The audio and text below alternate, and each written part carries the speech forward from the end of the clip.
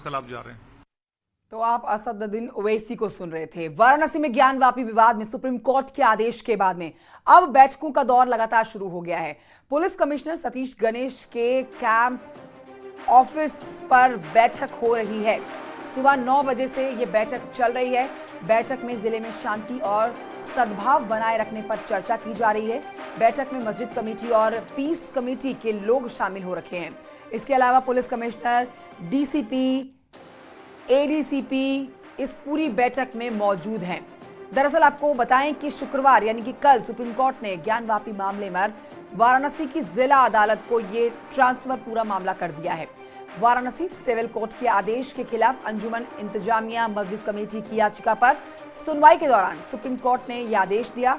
अब supreme court ने आदेश दिया है कि शिवलिंग की सुरक्षा और नमाज की इजाजत देने का जो 17 मई का उनका अंतिम आदेश है वो अगले 8 हफ्तों तक बरकरार रहेगा। मस्जिद कमेटी की याचिका पर जिला अदालत में प्राथमिकता के आधार पर सुनवाई होगी। इसके साथ अदालत ने इस मामले की अगली सुनवाई गर्मी की छुट्टियों के बाद जुलाई के दूसरे हफ्ते में करने का फैसला लिया है और इन सब के बीच में शांति और सौहार्द के लिए ये बैठक जारी है।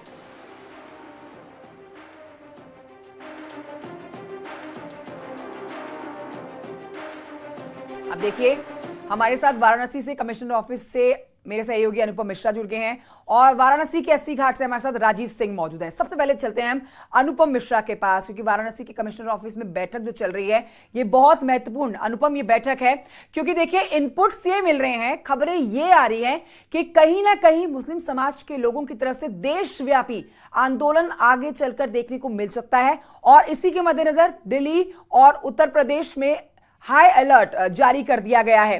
यह अलर्ट इसलिए जारी किया गया है कि देश की शांति जो है वो कहीं भंग ना हो जाए। इस समय बैठक चल रही है, आप हमारे दर्शकों को बताइए कि बैठक में क्या कुछ चल रहा है और क्या आगे की तरफ हमें आदेश मिल सकता है।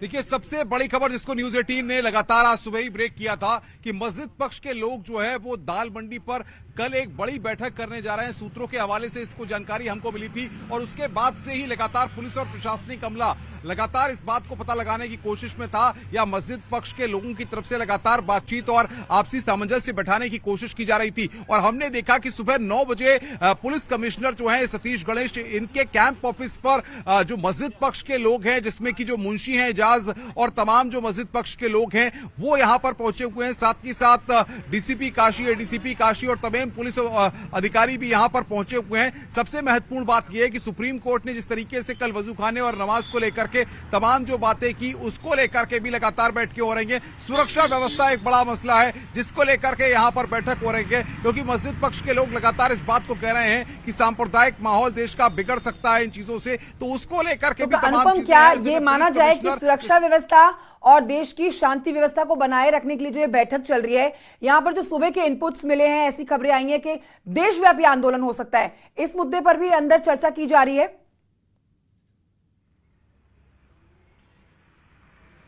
देखिए, सबसे बड़ी बात यह है क्योंकि जाहिर तौर पर सुप्रीम कोर्ट ने अब इस पूरे मामले को जिला जज की अदालत पे भेजा है। जिला जज की अदालत अब इस पूरे मामले की सुनवाई करेगी। 23 तारीख को वहां पर सुनवाई होनी है। ऐसे में पुलिस और प्रशासन किसी भी तरह से चूक नहीं होने देना चाहता है। यहां पर मल्टी लेयर सिक्योरिटी है, जहां तक कि सील परिसर जो है उसकी भी 3 लेयर सिक्योरिटी यहां पर की गई है। तो ऐसे में जो भी मस्जिद पक्ष के लोग हैं उनसे लगातार राय मशवरा पिछले 2 घंटे से लगातार जारी है। सुबह 9 बजे से मैं आपको दिखाऊं कि ये कैंप ऑफिस है जिसमें लगातार पिछले 2 घंटे से यहां पर बैठक जारी है। सतीश गणेश का कैंप ऑफिस और बाहर तमाम अधिकारियों की गाड़ियां खड़ी हुई हैं। 2 घंटे का वक्त हो चुका है, आप समझ सकते हैं, जिसमें कि मस्जिद पक्ष के लोग हैं, पीस कमेटी के लोग हैं और लगातार वो अपनी बातों को रख भी रहे होंगे, क्योंकि जिस तरीके से तमाम वीडियोस, तमाम सोशल मीडिया पर जो चीजें और चर्चाएं चल रही हैं, उसके बाद मस्जिद पक्ष को ये लगता है कि देश में सांप्रदायिक माहौल बिगड़ सकता है। मैं लौटूंगी आपके पास। राजीव भी हमारे साथ इस समय मौजूद है, राजीव के पास रुक कर लेते हैं। राजीव, देखिए, योगी सरकार की कई मायनों में तारीफ की जाती है, लेकिन जब बात आती है प्रदेश की शांति व्यवस्था बनाए रखने की, सुरक्षा व्यवस्था की, तो ज्यादा तारीफ की जाती है कि पिछली सरकारों में ऐसा माहौल नहीं देखा गया जैसा योगी सरकार के माहौल में देखा जाता है। लेकिन आज सुबह जो खबरें आई हैं कि ज्ञानवापी विवाद को देखते हुए पूरे देशव्यापी आंदोलन की खबरें आ रही हैं। उस पर असदुद्दीन ओवैसी का जो अब से थोड़ी ही देर पहले ट्वीट आया है वो पूरे मामले पर तड़का लगाने जैसा साबित हो जाता है, क्योंकि वो कह रहे हैं बाबरी नहीं होने देंगे। मतलब यहां पर उत्तर प्रदेश और पूरे देश में कहीं ना कहीं क्या शांति व्यवस्था खराब करने की, शांति माहौल खराब करने की कोशिश की जा सकती है? क्या जानकारी है आपके पास? देखिए, यकीनन जिस तरह से ज्ञानव्यापी मस्जिद विवाद को लेकर उत्तर प्रदेश या यूं कहें कि देश के विभिन्न कोनों में सियासत तेज हुई, उससे कहीं ना कहीं ये आशंका है कि हो सकता है कि कोई सांप्रदायिक तनाव हो सकता है, जिसको देखते हुए पहले ही योगी सरकार एक्शन में है और हाई अलर्ट जारी किया गया है। क्योंकि कुछ जिलों में ये भी खबरें आई हैं कि कुछ लोग इस मामले को लेकर अप्रिय मैसेज व्हाट्सएप ग्रुप में भेज रहे थे, उनके खिलाफ कड़ी कार्रवाई की गई है और सभी पुलिस और प्रशासनिक अधिकारियों को यह निर्देश दिया गया है कि वो 24 घंटे अलर्ट रहें और किसी भी सूरत में किसी को भी कानून तोड़ने की इजाजत नहीं दी जा सकती। जैसा कि यही कारण है कि लगातार चाहे पुलिस कमिश्नर हो या फिर कमिश्नर प्रशासन हो, ये तमाम लोग इस वक्त वाराणसी में एक अहम बैठक कर रहे हैं। उन्होंने एक विशेष रणनीति बनाई है, मस्जिद मंदिर दोनों पक्ष के लोगों से बात की है। पीस कमेटी जो कि अमूमन इन शहरों में होती है, उनसे भी लगातार थाने स्तर पर, ब्लॉक स्तर पर और हर स्तर पर उनसे बात की जा रही है। उनसे जुड़े लोगों को यह समझाया जा रहा है कि यह मामला न्यायालय में है, कोर्ट जो फैसला करेगा वही होगा। और जैसा कि आपने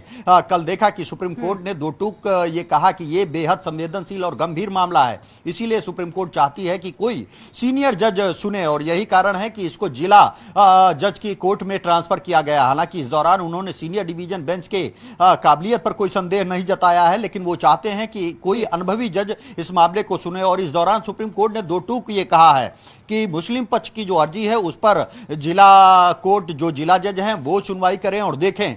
जैसा कि हमने देखा कि मुस्लिम पक्ष द्वारा सुप्रीम कोर्ट में ये एक दलील दी गई थी कि जो उपासना स्थल कानून 1991 है उसके तहत इस मामले पर सुनवाई नहीं की जा सकती, लेकिन सुप्रीम कोर्ट के जस्टिस डी.वाई. चंद्रचूड़ ने एकदम स्पष्ट रूप से कहा है कि अगर हम उस कानून की बात करेंगे तो वो मुश्किल होगा, क्योंकि इस कानून में किसी धार्मिक स्थल की पहचान को ये कानून नहीं रोकता है। ऐसे में अगर ये कहा जाए कि जो डिस्ट्रिक्ट कोर्ट थी उसने गलत सर्वे का फैसला दिया, ये सही नहीं है।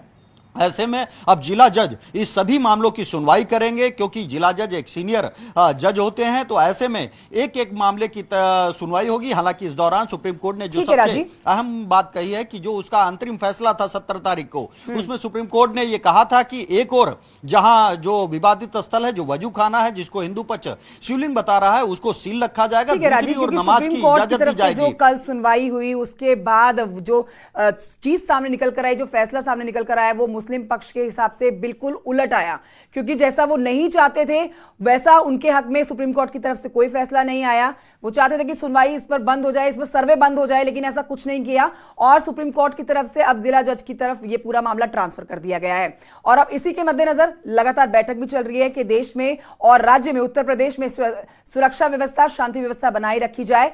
इसको लेकर आप दोनों जानकारी हमारे दर्शकों को दे रहे थे। बहुत शुक्रिया आप दर्शकों का, आप दोनों का दर्शकों तक ये जानकारी पहुंचाने के लिए। तो देखिए, ज्ञानवापी को लेकर देशव्यापी आंदोलन जैसी खबरें आ रही हैं और इसी को लेकर अलर्ट जारी कर दिया गया है। दिल्ली एनसीआर में बड़े आंदोलन को लेकर अलर्ट जारी किया गया है। यूपी और दिल्ली पुलिस को अलर्ट कर दिया गया है। विरोध प्रदर्शन का माहौल बनाने को लेकर यह अलर्ट है। अफवाहों को फैलाकर एक देशव्यापी आंदोलन का अलर्ट जारी कर दिया गया है। इस बीच असदुद्दीन ओवैसी का एक ट्वीट भी आया है जिस पर वो सिर्फ एक लाइन लिखते हैं कि बाबरी नहीं होने देंगे। तो ऐसे इस तरह से ट्वीट जो है मुस्लिम समुदाय के लोगों को आंदोलन करने के लिए और ज्यादा बढ़ावा दे सकते हैं, ऐसी भी खबरें छनकर सामने आ रही हैं। लेकिन अलर्ट पर रख दिया गया है दिल्ली एनसीआर में किसी तरह की कोई अप्रिय घटना ना घटे, शांति का माहौल ना बिगड़े, इसके लिए पुलिस को रखा गया है अलर्ट पर।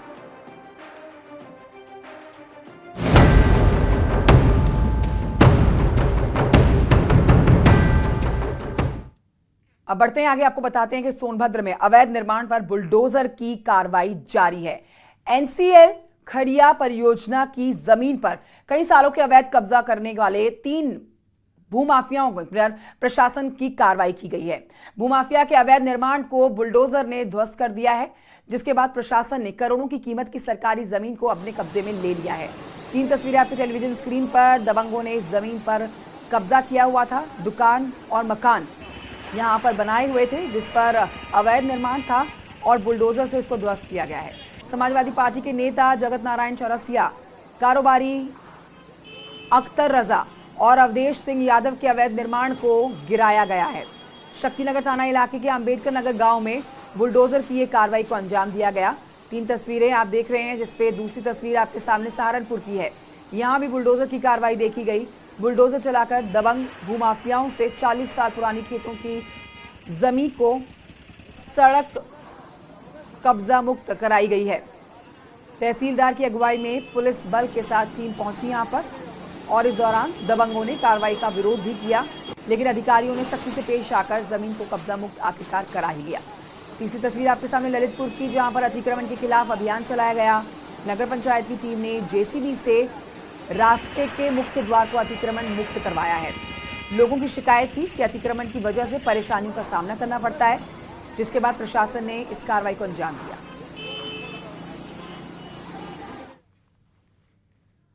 आगरा से खबर, रक्षा मंत्री की इमरजेंसी लैंडिंग की गई है।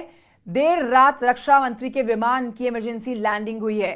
30 मिनट तक आगरा में रुके रहे रक्षा मंत्री। खराब मौसम के चलते आगरा में हुई थी इमरजेंसी लैंडिंग।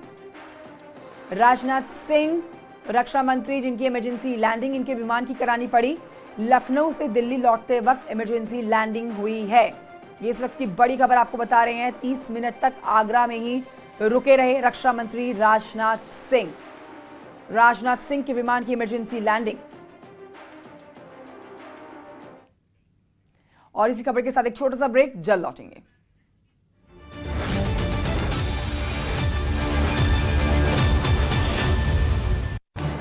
इस न्यूज हेडलाइंस के